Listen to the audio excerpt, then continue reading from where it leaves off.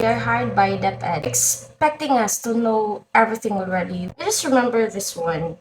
Medyo newly hired pa ko ato nga time. I didn't know that the AOSO is very important. Laging magdali ta kay ganahan ta nga ang ato ang forms mahumandayon. As the advisor, kaning a student is, for me, she's okay. Inabangon, buutan. So, as advisor, I put in AO, tanan gyud niya nga core values. And then, aside from the card, they have this attached check. Na, para sa din ng check. Dili man ta nga ikaw ra ka mo decide kung AO na, SO na, RO na. Tanan man na nga subject teacher anang bataa. Imong pa-checkon kung kanang bataa angayan bagid AO kay the count of it kung maka 21 siya up, that means nga ang bata is conduct awardee. Hala, nagningning ko bayot. Ako kay bayot.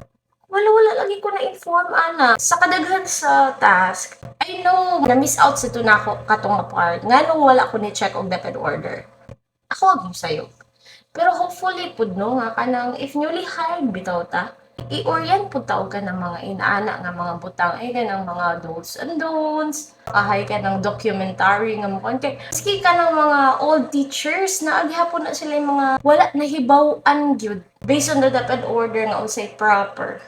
Hopefully. Yes, we are required to read the DepEd orders, pero hopefully natin mga video clips from DepEd reviewing us or sharing us the information, specific DepEd orders nga kinahanglan nato hibawan as advisors, as subject teachers, as kana coordinator of the task. This is a call for action.